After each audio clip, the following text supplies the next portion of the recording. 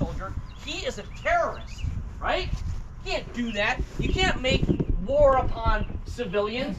But each one of these civilians, while they are non-combatants and they are unarmed, they have something the Confederacy needs.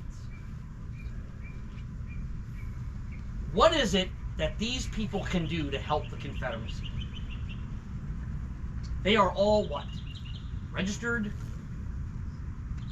voters, right? They're registered voters. And they understand that if they don't want any more Confederate armies coming through wreaking all kinds of havoc, taking money out the bank, well, then all they have to do is vote no on Lincoln in November.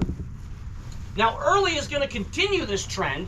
He's going to march towards Middletown. The small town today is even smaller back then. He makes some, I don't know, ridiculous demand. I want $1 billion gajillion dollars. They don't have that kind of money, but they give him what they have, and he spares the town. Now, the whole time that this Confederate juggernaut is coming towards the Frederick area, we don't know where he's going yet. Nobody really believes that there's a Confederate army that large. The Bureau of Military Information, who's supposed to be on top of this thing, they're like the Defense Intelligence Agency would have been in, at the time. And they just don't believe it. But it's the workers on the B&O Railroad that actually show up and they tell their boss, they're wiring over to his boss, John Garrett, the president of the B&O Railroad, they're like, hey, there's a whole lot of angry gray dudes coming this way. And John Garrett does take it very seriously. Now, John Garrett, he is a civilian, right?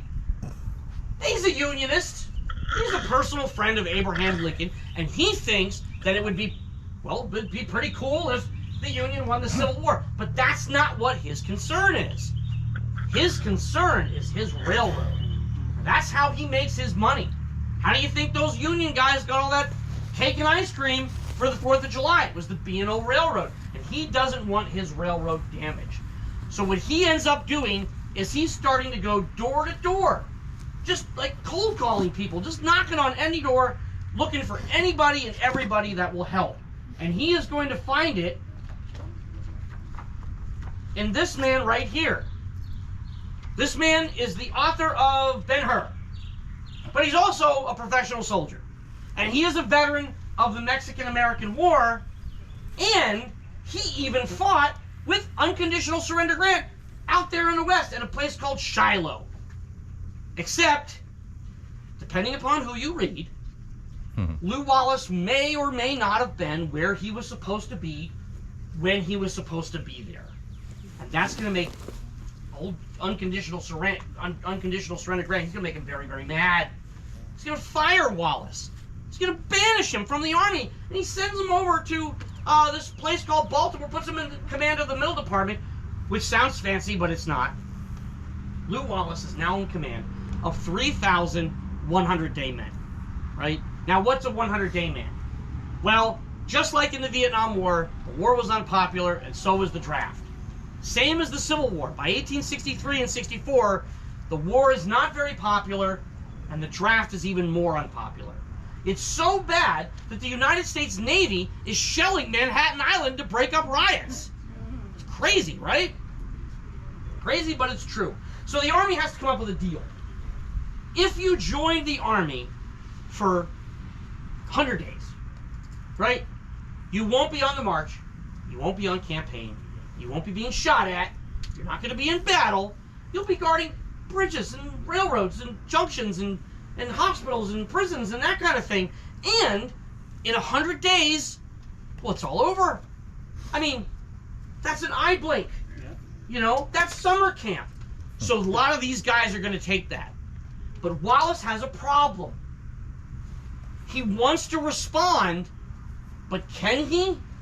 I mean, he doesn't have orders to do so. That's number one. Number two, am I even going to be able to get these guys on the train? I could have a riot on my hands. They might just flat out refuse to go. And if they do agree to go, are they going to just turn tail and run at the first sign of gunfire? Not only that, but I know going into this that no matter what happens, I'm probably going to fail. and then they're going to blame me for it. Lew Wallace has been writing letters into Washington ever since Shiloh to anybody and everybody that will listen to him, trying to get some sort of vindication. And nobody's listening to him. Nobody cares. So he's kind of bitter, right? Well, what do you expect me to do about 15,000 Confederate soldiers?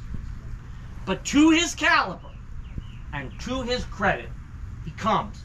He gets those guys on those trains. He sends word to what he's doing, General Grant. He warns them one final time, and he comes out here. He departs at that junction just over there. He's going to deploy his men on the west side of Frederick, so when the Confederate vanguard and cavalry come over those mountains, they start shooting at him right away. And they actually beat him back. And Wallace is going to wire down to Washington, I think I just fought the best little battle of the war. But Wallace is not stupid.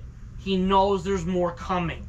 And so he's going to set up a much, much better defensive position right along this ridgeline right here, so that when the Confederates show up here in the early morning of July 9th, 1864, he's going to start to give them a walloping that they did not expect.